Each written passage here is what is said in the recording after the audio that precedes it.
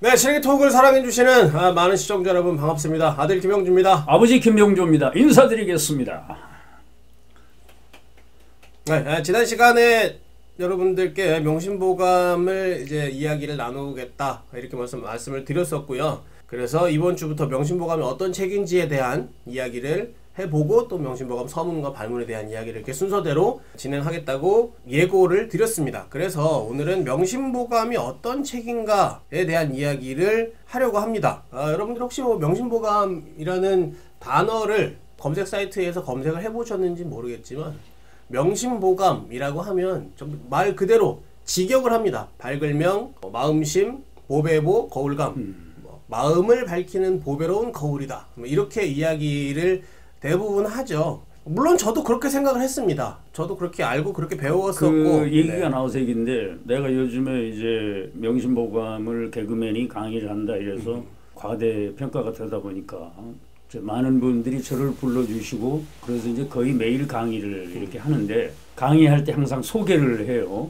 소개를 하시는 분이 명심보감이란 마음을 밝혀주는 보배로운 거울이라는 뜻인데 이걸 공부하시는 김병조 선생을 소개한다. 네, 이럴 때마다 나는 속으로 참 이게 아닌데 물론 뭐 밝힌다는 뜻도 있는데 이 기회에 또 우리 이 친구가 얘기를 해서 말씀드립니다만은 여기서 명심이라는 뜻은 분명히 서문에 나와 있어요. 서문에. 네, 다음 주에 명심보감 서문과 이제 그 다음 주에 이제 발문에 관한 원문을 여러분과 함께 공부하려고 하는데 서문에 보면 불명심으로 무의견성이라 하는 얘기가 있어요. 넉자로 줄여 명심견성 이런 뜻인데 견성이라고 하는 거는 깨닫는다. 자기 성품을 바로 보아서 깨닫는다 이런 뜻이고 명심이라고 하는 말의 뜻은 마음을 맑고 청정하게 한다. 맑고 깨끗하게 한다는 뜻이에요. 그러니까 정확하게 명심보감이라고 하는 말의 뜻은 마음을 청정하게 하는 맑고 깨끗하게 하는 책이다 이런 뜻이라고 하는 것을 이번 기회에 분명히 말씀을 드립니다. 그건 제가 근거를 가지고 드리는 말씀이기 때문에 이제 언제는 어떤 분이 아마 밝을 명자이기 때문에 마음을 밝혀준다. 물론 그런 뜻도 있죠. 마음을 이제 밝게 한다. 밝힌다. 하는 것도 달라요. 밝게 한다고 하고 물론 밝게 한다를 밝힌다라고 표현할 수도 있겠지만 네. 그래서 밝게 한다라고 하는 뜻보다는 맑고 청정하게 맑고 깨끗하게 한다는 뜻이다. 그래서 보감이라고 하는 것은 귀중한 책, 보배로운 책 이런 뜻이어서 원래 명심보감의 의미는 마음을 청정하게 하는 귀한 책 이렇게 설명을 해달라 부탁을 드립니다. 네. 사실 요거는 저도 책을 읽어봤고 서문을 읽어봤기 때문에 대략적으로 알고는 있었어요. 뭐 명심견성이라는 단어를 알고는 있었습니다. 그래도 여러분들께 또 다시 한번 알려드리려는 의미로 콕 집어서 이야기를 나눠봤습니다. 그리고 지난주에 저도 잠깐 언급을 드렸었는데 이게 어떻게 보면 좀 민감할 수 있는 상황이 될 수 있어요. 과연 이 명심보감이라는 책은 누가 언제 엮었느냐 썼다고 하긴 좀 그렇죠. 왜냐하면 도교, 유교, 불교의 모든 좋은 글들을 모아서 편찬한 거니까 엮은 책이니까 편저자. 예, 편저. 누가 썼다라고 하기보다는 누가 엮었느냐 이게 사실 굉장히 큰 쟁점이 될 수 있습니다. 이번에도 제가 관련 자료를 좀 찾아보면서 검색을 많이 해봤는데 여전히 쟁점이 되고 있어요. 특히나 문화재청에 나와 있는 명심보감이라는 책에 대한 설명에도 정확하게 나와 있지는 않습니다. 그래서 요거에 대한 이야기를 좀 나눠보려고 합니다. 과연 누가 언제 썼느냐? 이 책이 바로 제가 어린 시절에 할아버지께 명심보감을 배울 때 이 책으로 배웠고 저도 한 10여 년 동안 대학에서 우리 제자분들과 함께 연구하면서 공부했던 책이 바로 이제 이 책인데 내가 이제 워낙 명심보감에 관심이 많다 보니까 이제 얼마 전에 한 10년도 좀 더 됐는데 서울의 교보문고에 가서 이제 명심보감이 비치되어 있는 데를 가보니까 특이하게 이 명심보감이 이게 나와 있는 거예요. 그래서 저는 이제 그동안에 보던 명심보감이겠거니라고 생각을 했는데 여기서부터가 청주판 명심보감 이렇게 돼 있고 이제 보니까 이게 명심보감 이렇게 돼 있어요. 원문으로 돼 있어요. 원문.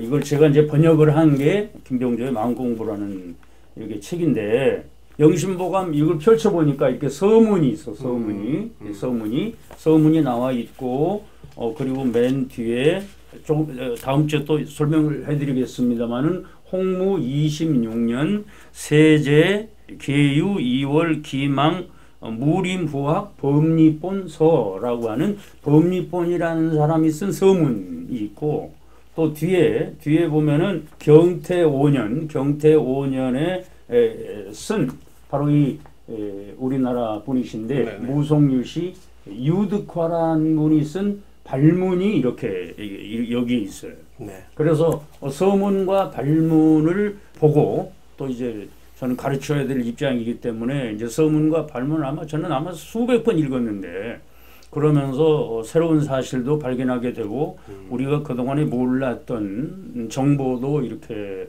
터득을 하게 됐다. 그래서 지금 시중에 남아있는 명심보감이 소위 추적본으로 알려져 있는 명심보감과 청주판 명심보감이라고 하는 원본, 이 시간에 앞으로 여러분들과 함께 공부할 내용은 바로 이 청주판, 네. 청주에서 1454년에 발간된 청주판 명심보감을 텍스트로 해서 여러분과 함께 하겠다. 그래서 편하게 청주판 명심보감으로 얘기하겠다, 이런 말씀 드릴게요. 네. 청주판 명심보감이라고 하는 책이 청주에서 발간을 했기 때문에 청주판 명심보감인 거지, 청주판 명심보감이라고 이름이 되어 있는 건 아닙니다. 여러분들이 혹시라도 좋은 말씀. 네, 오해하실 수 있는데, 청주판 명심보감이라고 있는 것이 아니라 명심보감을 청주에서 발간을 했기 때문에 맞아요. 청주판 명심보감입니다. 그리고 이 원본이 신간대자 명심보감이라고 하는 책이 청주의 고인세 박물관에 보관을 하고 있습니다. 아주 귀한 책입니다. 네, 저도 실제로 가서 본 적이 있고요. 이제 어떻게 이 책이 나오게 됐는지, 내가 이제 어떻게 이 책을 가까이 하게 됐는지 저간의 사정을 말씀드릴 필요가 있는데, 작년에 작고하신 한학의 대가이시고 학술원 회원이신 벽사 이우성 교수님이 1970년대 초반에 경북의 동해안의 어느 고가에 들렀는데, 그 집안에 아마 이제 종손쯤 되시겠지. 이제 오래된 집안을 이어온 후손이 먼지가 켜켜이 쌓인 책을 한 권 들고 와가지고, 이 책이 어떤 책인지 모르겠다. 그야말로 진품 명품이지. 그러니까 KBS의 진품 명품처럼 이제 한학자가 오셔서 이제 이 책을 이제 보여드리니까, 이게 그동안에 우리가 보지 못했던 청주판 명심보감이었던 거예요. 그래서 저간의 사정이 많아요. 이게 발간이 되기까지. 그 책을 복사를 할 요량으로 이제 부탁을 드렸는데, 이제 그 책이 또 없어지게 되고, 천신만고 끝에 스쿠바 대학, 일본의 스쿠바 대학에 소장되어 있는 청주판 명심보감, 아마 임진왜란 때 넘어간 것으로 추정이 되는 청주판 명심보감을 복사한 책이 이 책이에요. 그래서 이 책도 사실은 복사본이긴 하지만 상당히 귀한 책이다. 그러면서 이제 명심보감에 서문과 발문이 있었다. 이제 그동안에 우리가 공부했던 내용은 지금 이 책에는 서문은 있는데 발문이 없어. 그래서 이 시간에 이제 우리가 이제 모처럼 명심보감에 대해서 공부를 하기 때문에 서문과 발문을 이렇게 함께, 좀 원문이긴 하지만 제가 좀 쉽게 설명을 드리겠습니다. 이런 기회에 명심보감에도 서문이 있고 발문이 있구나. 조선왕조 초기부터 지금까지 가장 많이 읽힌 책이 명심보감이라고. 우리 어렸을 때는 시골에 동네에 정자에 모이면 다 명심보감 한 구절씩은 다 얘기했어요.